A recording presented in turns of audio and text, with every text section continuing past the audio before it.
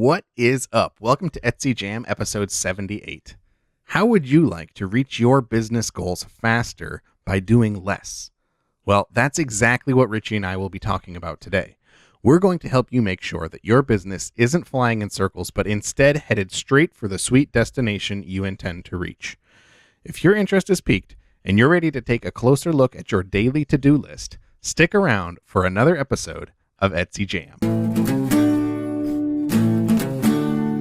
What is up? Welcome to Etsy Jam, the show where we have heartwarming conversations about serious topics. I am Gordon from Marmalead. And I am Richie from Marmalead. And if you don't yet know what Marmalead is, Marmalead gets your products found with real shopper keywords. So we really take the guesswork out of Etsy SEO. Now, if you want to learn more about Marmalead, go check us out at marmalead.com. And that is MARMALEAD.com. And if you don't want to take our word for it, check out this quick success story from one of our customers, Tracy Gazal, as she talks a little bit more about what Marmalead's all about and what it means to her.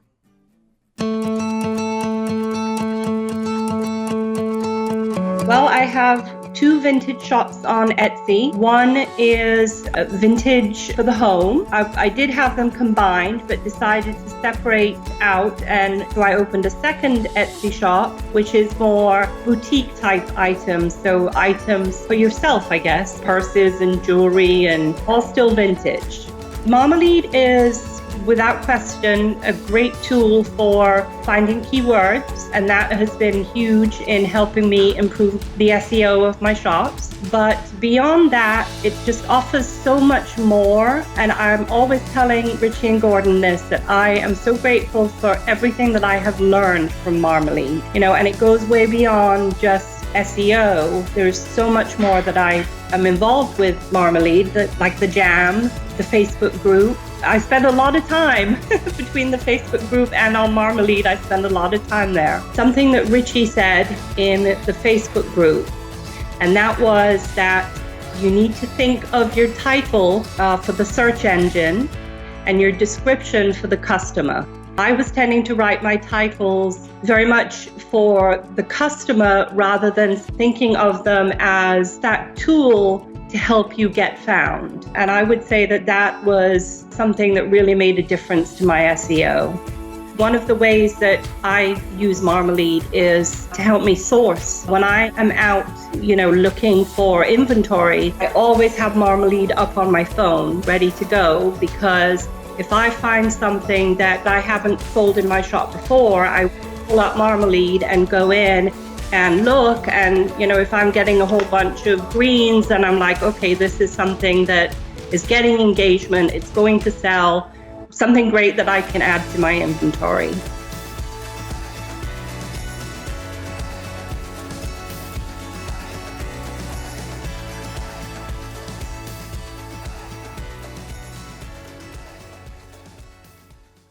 And if you have your own Marmalead success story, we would love to hear from you. Shoot us an email at success@marmalead.com. But enough about that. What are we talking about today, Richie? We are talking about saying no to almost everything. That sounds empowering. It does. Yes. There's a movie about saying yes to everything, but that did not end up very well if you've seen that Jim Carrey movie. I don't think I have. You haven't? It's called Yes Man. Oh. And he started saying yes to everything, and he ended up in the hospital. Oh, man. Yep. He followed somebody's advice that said he's got to say yes more, and he went and took that to an extreme and said yes to everything, and got overwhelmed. All right, so saying no, not saying yes. This actually comes from another blog post by our friends over at Farnham Street, who we've kind of done this with before. They had another post a while ago. You might remember it. We did a jam about it called Are You an Amateur or a Professional? That was episode 60. So if you enjoyed that, you'll probably enjoy this. And if you enjoy this, you might want to go give that one a listen if you haven't already checked that one out. But back to saying no. Their article is actually called Understanding Speed and Velocity, Saying No to the Non-Essential. So we're going to kind of use that same thread, that comparison of speed and velocity. What is speed? Before we have flashbacks into high school physics and all that kind of fun stuff that we're not really wanting to get into. Speed is measuring how fast something is moving, right? And so in the example that they gave in the blog, they gave the example of an airplane flying. It has a speed. It's going, pretty fast, faster than a car. And then they say, okay, now what's velocity? Using that same example of the airplane, velocity is usually associated with a vector, and a vector has a direction. So we're not just talking about how fast something is going, but we're talking about where it's going when we talk about velocity. So what's the same between these two things? We've got two airplanes up in the air. Let's say airplane 1 is flying circles around Atlanta. Airplane 2 is flying from Atlanta to Chicago. Let's say they're both going the same speed. They're both going, 500 miles an hour. Airplane 1 is burning fuel, and so is airplane 2. Airplane 1 is flying in the air. Neither one of them are landing or doing anything else. So they're both up there in the air, flying around with the same speed. But crucially, what's the difference between these two planes? The first plane isn't ever going to get to Chicago. It's flying circles around Atlanta. It's not going in the direction that it wants to be going. The other plane that's flying from Atlanta to Chicago is obviously going to get there. It's making progress towards Chicago. So much like the same example that they gave in the blog about these two planes, if your business is just kind of circling, if it's not really going in the direction you want it to be going, it's not going to ever get to where you want it to be. And that's really what the whole concept is that we want to talk about today. That's kind of the gist of the article. You're more than welcome to go check it out yourselves. It's an interesting read. It's a pretty quick read too. But what we really want to talk about is how to get your business to where you want it to be. And at the core of that, so happens to be saying no to more things than you probably are right now. When we think about this, right, when we think about kind of this concept of not getting anywhere, of working a bunch, spinning our wheels, all that kind of stuff. When we think about it, the world is really designed to encourage that. There's a lot of things that kind of keep goading us in that direction. We think about the things we're exposed to on a daily basis. We think about our mobile devices, right? We've got all kinds of apps on our phone and all kinds of push notifications from those apps telling us, hey, my aunt tweeted something. Hey, my mother liked my Facebook post. Hey, all these other things are happening right now. Hey, you haven't weighed in for your weekly weigh-in for your weight loss app that you're using. All these things are in our face, and they're all designed to distract us from doing what we maybe should be doing and where we want to be moving in our own lives, and pulling us into where they want us to be, which is engaging with the things that they've built, building a much more engaged audience for them, because the more time we spend with them, the more money they'll make with them. Another example would be advertising. So you're watching a TV show and ads pop up, right? The whole goal of ads is to distract you from what you're trying to do and call your attention to something that you probably didn't know about before. We see them on TV. We see them when we're watching things online. We see them on websites all the time. And every time an ad pops up with, whatever thing they think you are interested in, if you click that ad, they have won, right? They've gotten your attention. They've taken you away from what you were focused on doing to what they want you to focus on doing, which is hopefully following through on whatever the ad is for, whether that's signing up for something or buying something or whatever. It's all designed to really encourage that distraction that we have throughout our lives. Right? That's how you end up with pink dumbbells that weigh 2 pounds, right? These things are on sale and they tell me I'm going to get huge muscles, but you know what? Didn't happen. Maybe you used them wrong. I know. And you got that pink shirt from the same place. Did the dumbbells shake when you use them? No, this one does not. I was completely fooled by that. So that's kind of a good example. You led into the next thing I was going to mention too, which is sales. And I distracted you. You distracted me, and it worked. With an ad. I fell into it, and I engaged with it, and I loved it. So with sales too, let's think about the dumbbell example, right? You might have been, let's say you're doing something online. You're working on some stuff on Facebook. Facebook has ads now. Facebook even has ads in Messenger now, which I don't prefer to use, but people use it, and it's kind of aggravating because they're like this big. And then the text message part is like that big. It's like the size of 3 of them.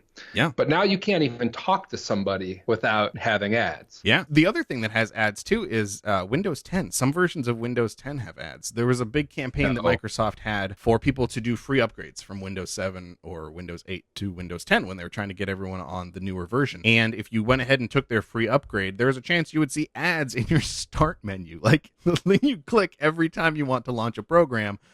You might be looking at ads right then. So talk about total distraction at that point. I'm just trying to get into Excel, and now I've seen this ad for these really cool sneakers that are on sale, and I kind of want to check them out. Yeah, I promised I was doing my TPS report, but Windows, the computer you provided me, It showed me sneakers I had to have because it said I only have 24 hours in this sale. That's right. And that's another good tactic too, right? That countdown timer mentality of like there's only so much time left. Because maybe I see a sneaker ad and I'm like, okay, these look cool, but I'll check it out later, right? Like I'll just save this, bookmark it, email to myself my home address or whatever, and check this out later.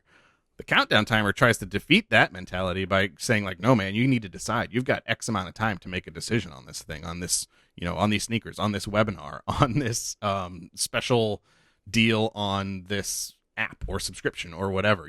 Like time is of the essence. So if you didn't think this was urgent before, it really is. You really need to stop focusing on what you're doing and pay attention to this thing and make a decision right now. But I've got 24 hours, so I can just come to it a little bit later, right? Like Maybe. 23 hours later? Maybe. I don't know. Is there going to be enough left? There might not be. They could run out, 24 hours and 30 sneakers left. Oh boy. And you need 2 of them. So all of these mechanics that companies have devised work really well at pulling our attention away from the stuff that we feel that we should be focusing on, and the things that we are working on and trying to get done. Now, that's just the ones that are trying to suck our attention away. There's all kinds of things that naturally suck our attention away that aren't really even maybe intended to do so.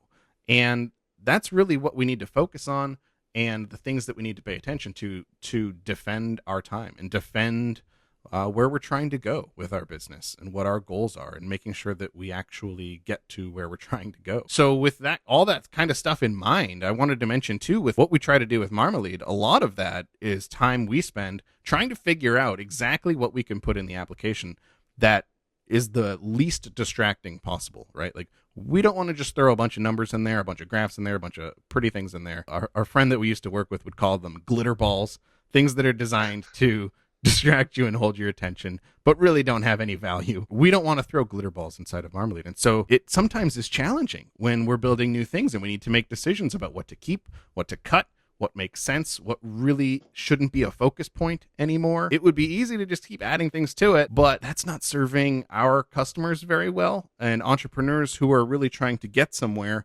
and make progress with their own businesses. We definitely want to be building a tool that does the best it can to help them get to where they want to go with minimal distractions. In other words, we try to respect your velocity. So what do you think about doing a fun activity, Richie? I like fun activities. Is it time for a fun activity? All right, so wherever you are right now, grab a piece of paper and a pencil or a pen. Pause the show if you need a little bit of time to run around and grab something, but get something in front of you that you can write down on a scratch piece of paper with. And what we're going to do, hopefully you're not listening to this first thing in the morning. If you are, do this for yesterday. If it's later in the day, you can do it for today. So what you're going to want to write down is 5 things that you have completed today or that you've accomplished today. And like I said, if it's early morning and your day's just getting started, do it for yesterday. 5 things that you did yesterday. They don't have to be huge things. I mean, they could be smaller things too.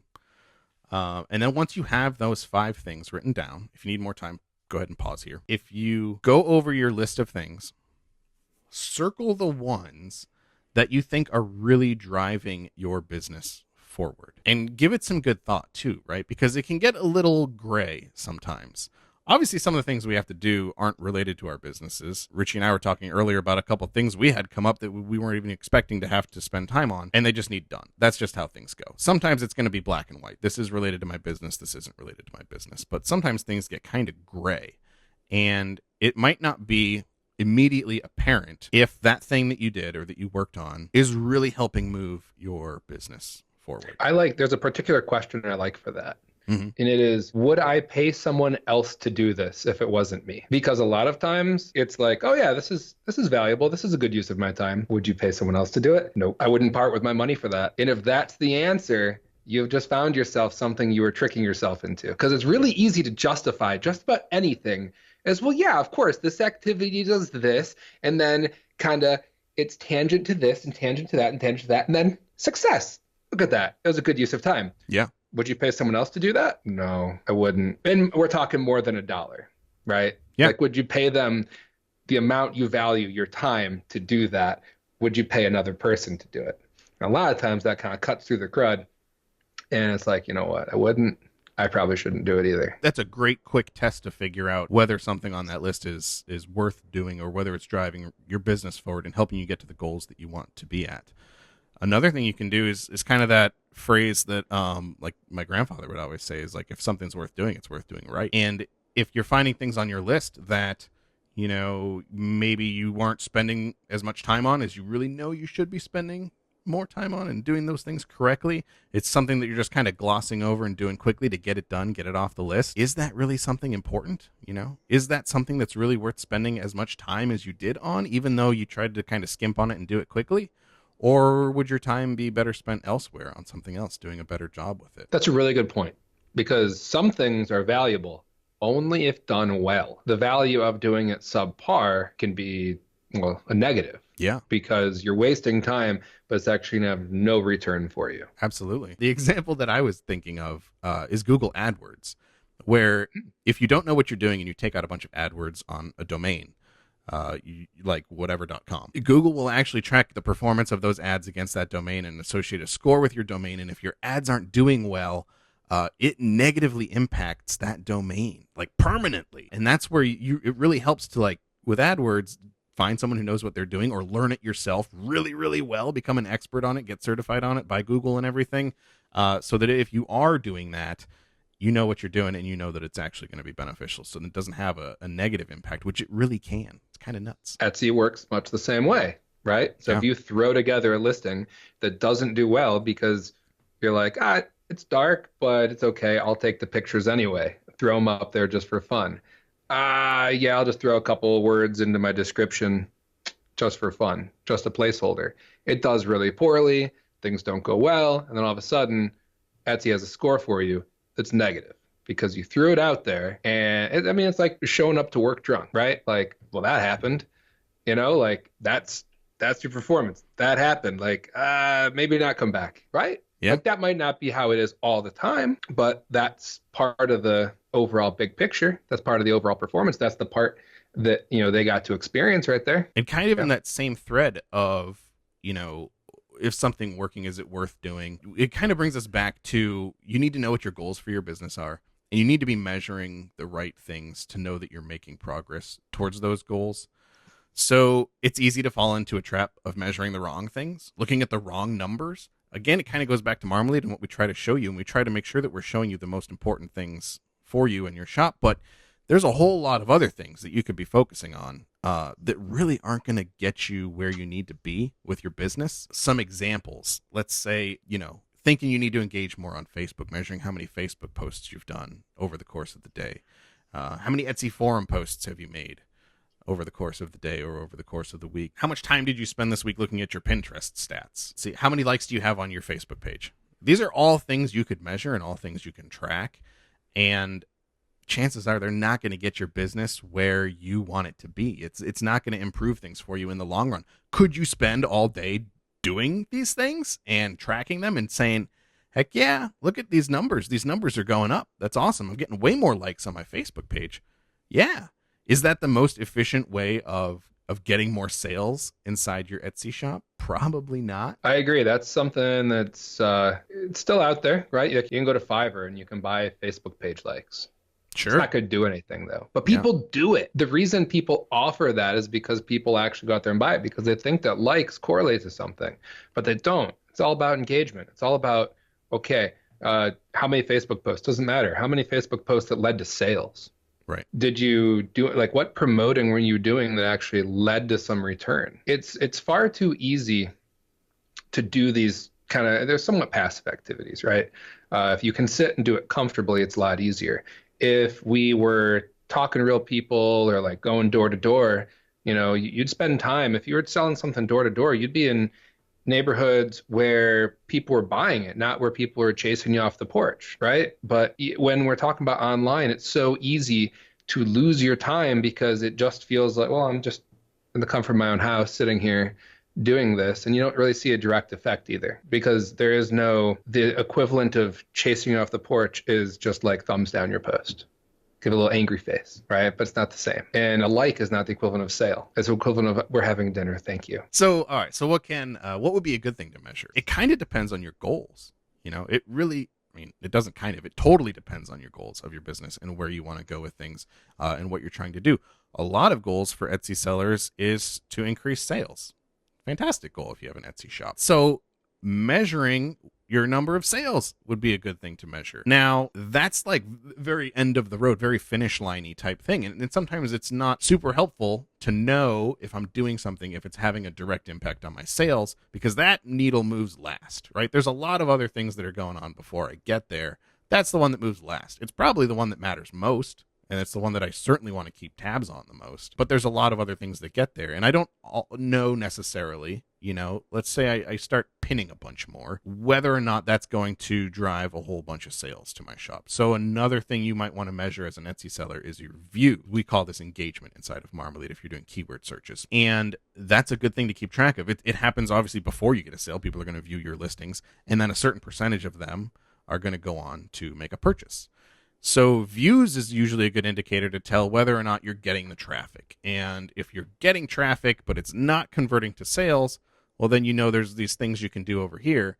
But if you're doing things and it's not even generating views, then it's a whole separate thing. So you can kind of use views to filter, where you need to be focusing and what needs to be happening inside of your shop.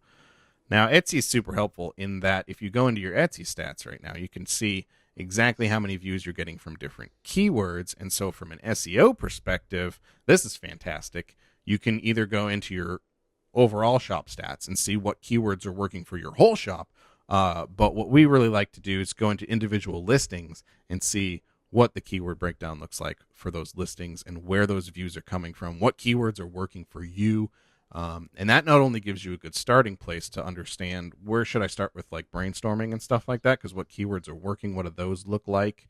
But it also allows you to track when you add new keywords to your listings, whether or not those are working too. So things to measure, sales and views. I mean, two big ones right there to really tell if the things that you're doing are worth your time. And like Richie's saying, getting more likes on your Facebook page doesn't really always correspond to more views and more sales in your shop, if that's where you're trying to go. Right. So when you're first starting to kind of pave the way here, I mean, you are going through the jungle with a machete trying to make a path.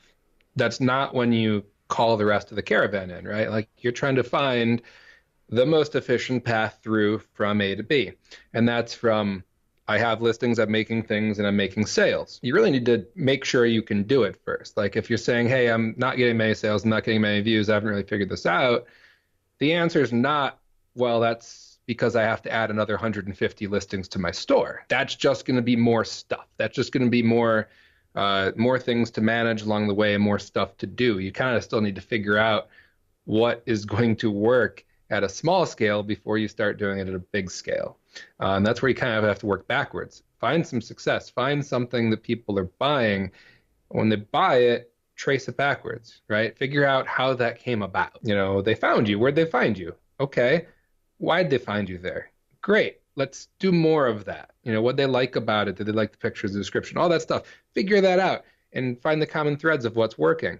And then you can start talking about, well, I'm going to add another 100 listings. There's a lot of noise out there that is a lot of fixes for things that you can just look at it and you can say, hey, I want more sales. Oh, that's because you have 50 items in your shop. If you had 150, then you'd be where you want to be.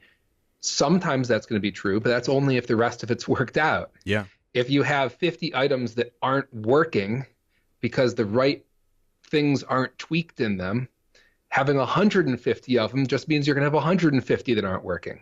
Yeah, that's right. More speed, right? You're going to be busy working, making progress, but it's not going to be progress towards where you want to be. It's not going to deliver sales to you. Right. I had 5 sales when I had 50 Facebook page likes. Yeah. So if I get 150, I'm going to get 15 sales, right? It's like, well, no, they're not correlated. Those aren't things that trace back. That's what I'm trying to say here is that we really need to you really need to work backwards from it and find the things that are actually, you can actually measure against the outcome you're trying to achieve. Right. That's another good example though too, is another number you could be measuring is the number of listings you have in your shop. And is that going to get you more sales? Like Richie's saying, in some cases, right? Maybe if what you're doing is the right thing and it's working and you add more listings, then great. But if the ones you've set up so far aren't set up correctly and you really don't know what you're doing, chances are just adding more listings isn't really going to help out. Kind of in the same vein, if you're working on your SEO and you're redoing some of your keywords on your listings, don't spin through your shop and do all of your listings at once. Pick a handful of them and focus on those.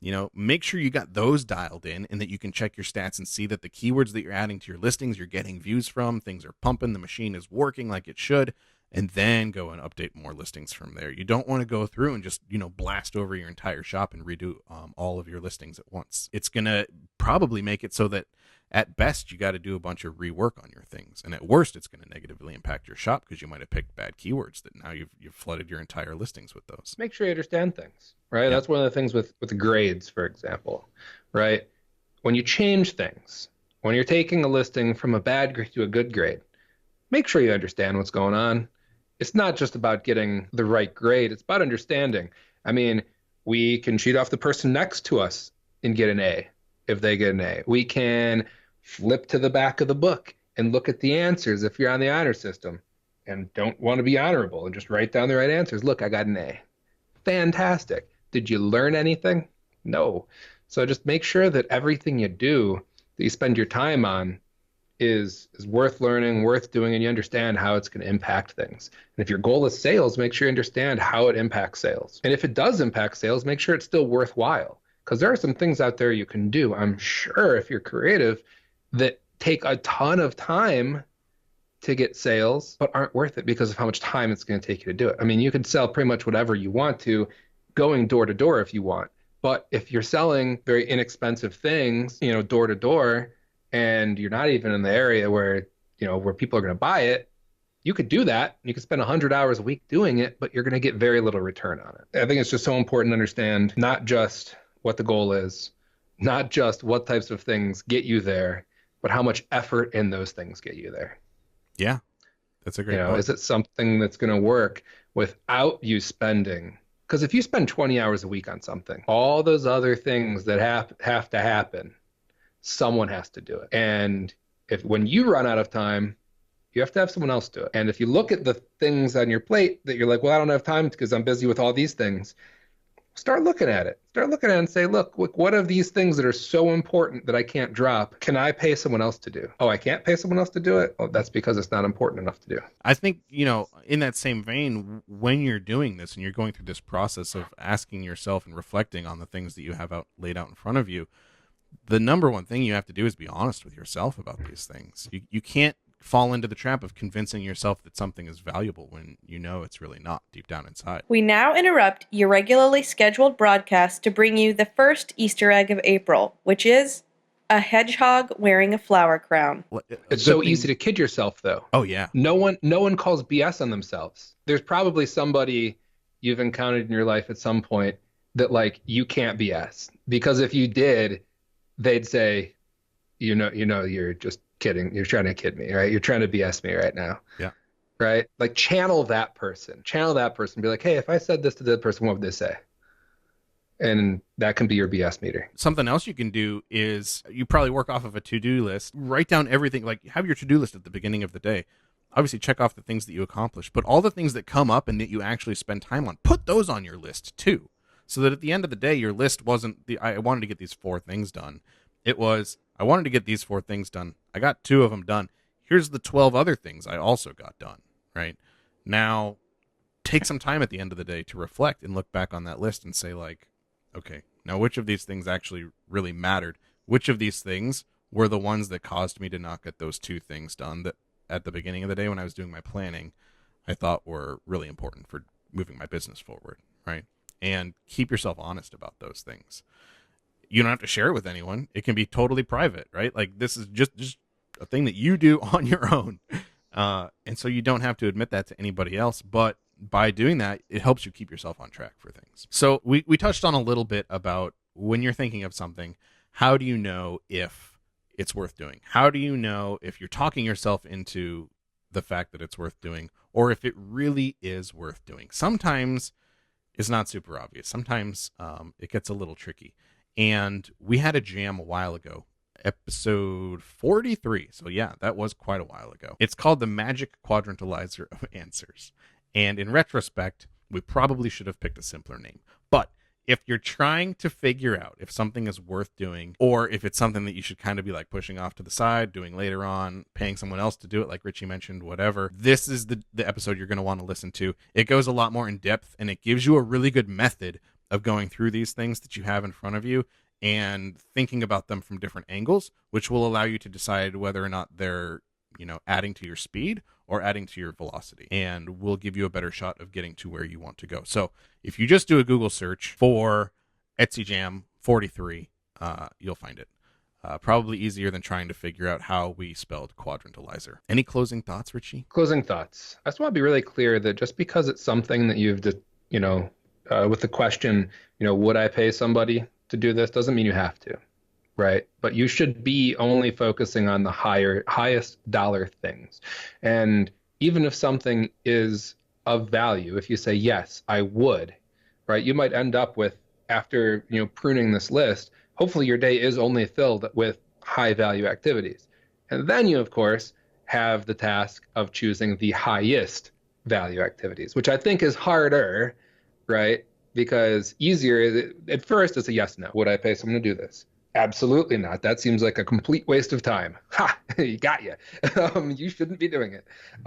Or in this case, I shouldn't be doing it, right? So I shouldn't be doing it because it's a complete waste of time. I just decided that. But if all of a sudden I'm like, hey, actually, yes, I would. That sounds good. Then all of a sudden it's like, okay, now I've got to get real with this because I already have all these things. My plate is full with things I think are valuable enough that I would pay someone else to do it.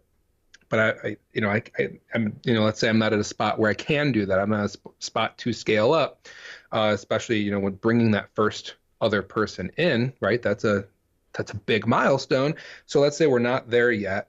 We need a nice list of things for them to do first and get to that point. Well, all of a sudden it's like, okay, this thing I'm looking at right here, is it higher value than the other things on my list? And it's always so hard to stop doing something. I think that's one of the things that's so hard about all the things we're talking about and saying no to things is once you start doing something, there's an expectation that you're going to keep doing it, right? So whether or not it's something you're working on in your business or you're working on like a day job, like as soon as you start doing something, there's an expectation you're going to keep doing it, right? Even if the person downstream, they might have stopped reading, like let's say you're supposed to create some sort of report, right? Measure some things, create some sort of report, you spend time on this thing and you send it off. They might have stopped reading this thing a year ago, but they expect you to keep sending it. Yeah. They're not looking at it. You're still spending time on it, right? But like once you start, there's just that expectation. Absolutely. But when you say no to a task from the beginning, it never builds that momentum. There's no expectation. Quick story. When I had an internship in college, a company that I worked at, I helped out with a lot of like print jobs and stuff like that. I managed their print queues and their printers and stuff. And at the end of the year, at the end of their fiscal year, they would have a bunch of reports that would run, right, for all these different departments. And these actually were printed out reports. And we're talking thousands and thousands and thousands of pages of printed out reports that people wanted for sales and marketing and all these other things that they were doing. And it got to be kind of nuts that my director, that the director of IT at the place where I worked, said, you know what, like, this is ridiculous. I'm tired of printing out all of this stuff for these people. What we're going to do is, instead of delivering these reports to people like we were, we'll still print them out. We'll still run the reports. But this year, we're going to set them on a table up here in IT and send out an email that says, hey, your reports are done. Come get them. And then we're going to see who doesn't actually pick up their reports. And unsurprisingly, there was a handful of things that nobody ever picked up because they didn't use them, right? Like we hand delivered them and they would happily throw them in a file cabinet somewhere and then never look at them for the next 12 months until we printed another one that threw out the old one and put the new one in the filing cabinet. So that's kind of the thing. Like you get in this habit, people expect this stuff and you don't always take the time to reflect and say, is this really helping? Is this something that needs done? I mean, how many times have like there's some sort of event, let's say a career fair, right? At a career fair, everyone is walking around with some little plastic bag with a big employer logo on it, and it's full of pens and little squishy toys and stuff like that. Like arguably the most important like events they could show up to at that point to like meet potential employers, talk to them. What are they doing? They're picking up pens and squishy toys and stuff like that. Like, it's like, because, well, it's free. It's right here. They want me to take it, right? Ugh. Do they? Do they?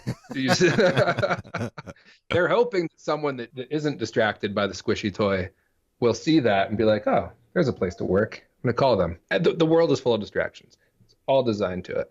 And I can't help but look at my phone as like a dashboard, like an endless dashboard of information, most of which is not urgent nor important.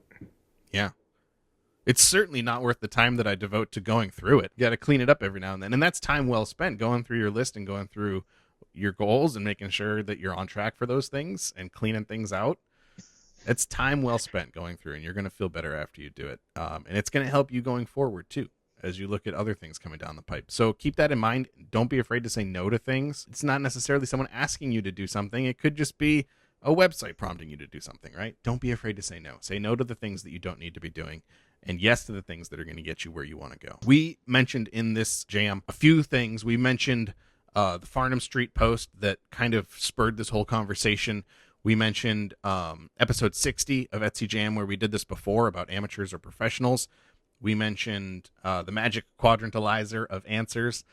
You can find all of those, links to all of those, if you go to marmalead.com/Etsy Jam. You will find this jam, and in that write-up, we will have links to all those different things so that we don't need to direct you to each one of those things individually. If you have been a long-time Etsy Jam listener, or if you're just getting started listening to Etsy Jam, we deliver this in a bunch of different formats. So there's a YouTube version of it that we post. We also put this on iTunes and Stitcher, and we're on Spotify now. So whatever your platform of choice is, if you like to listen to the jams, you can find it there. We also have scoops. Jade takes great care in scooping out just the highlights of each jam for your quick and easy consumption so that you don't have to listen to all 30, 60, 90, 180 minutes of Richie and I talking about things.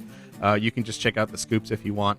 Those you can find if you subscribe to us on YouTube, or if you go to the blog, blog.marmalead.com. /Etsy Jam. The scoops are all underneath each of those blog posts as well. If you'd like to be a guest on Etsy Jam, we'd love to have you. So reach out to us at success@marmalead.com, and we can get that conversation going. But other than that, we will see you guys next time on Etsy Jam.